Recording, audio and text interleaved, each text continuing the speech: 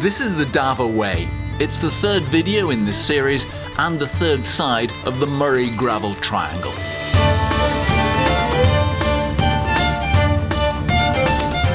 In the first video we rode the Speyside Way, following the River Spey from the Cairngorms to the coast. We explored the Moray Coastal Trail in the second video, guided by local gravel riders who picked the best bits. We're in northeast Scotland, where those three trails intersect to form what we've called the Moray Gravel Triangle, with Granton the obvious start and the other two corners at Spey Bay and the town of Forres. With a few extra days to spare, our route has been longer, and that has turned into an excellent off-road tour. For the final side of the triangle, we're heading from Forres to Grantown, down the Dava Way. Once again, we've been joined by someone who knows the area well. Callum is an old friend of Sean, and while we don't exactly need guiding on the dead straight Dava Way, which follows an old railway line, it's good to ride in the company of someone who knows most of the trails in this area. On every stage of our tour, I've been just proven wrong. I've always thought that old railway lines would be a little bit dull to ride. Thank goodness, this is gorgeous cycling. You seem to have collected a forest.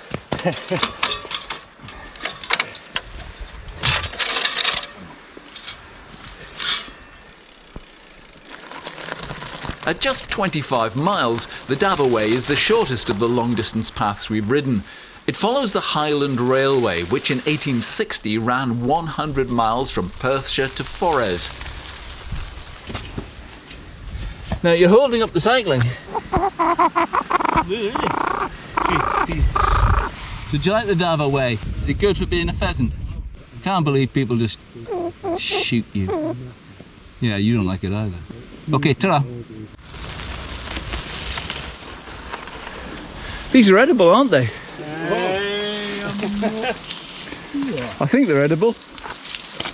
What do we think? Blueberries that high up. Blueberries, are they edible?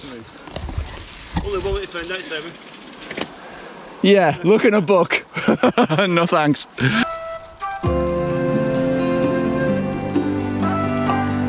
You've got the Cairngorms to the south, and that's a big honeypot area. The Highlands, whatever that is, the Fort William, all the way up. You've got the west coast, the Highland Trail 550, your Badger Divide, all that stuff, and that's a big route, well-travelled, well-known route. And then here we're kind of betwixt and between all that big, lumpy, high-profile stuff. There's a bothy to shelter at the halfway mark. It's easy to underestimate the Dava Way. While short, it is climbing all the time towards the hamlet of Dava, for which it's named, and pretty soon we're at the highest, most exposed point we've been since leaving Aviemore a few days ago.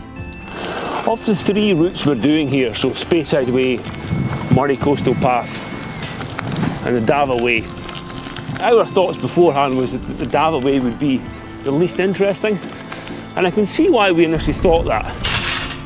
It's pretty straight, there's a few exposed bits, it's quite wide, but for me it's far from boring.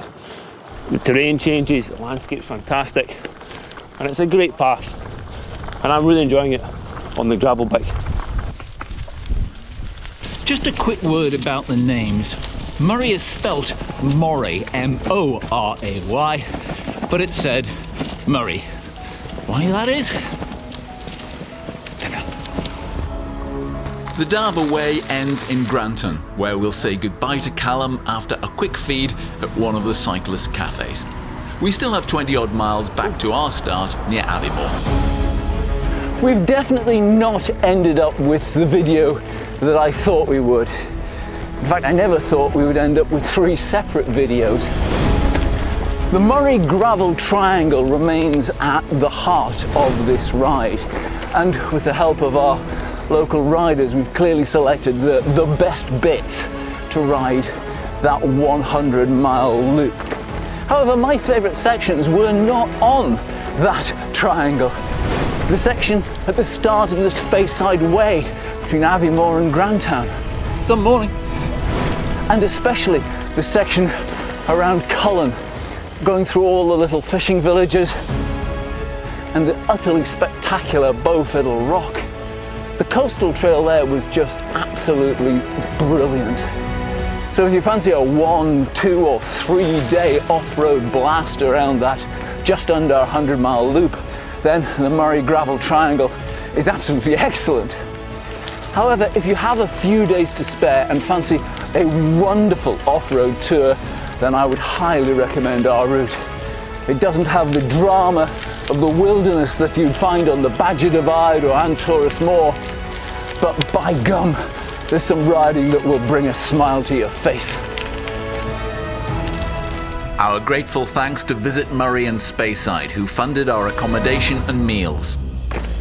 There'll be GPS tracks for all of these different routes, and there'll be an information sheet to download. There'll be links below this video, or go to alwaysanother.adventure.com and look at the resources page. And if you found this helpful, then it would be fantastic if you tell your friends. And let's get a few more viewers on this channel. Give us a thumbs up and subscription if you don't mind, and we'll see you again next time.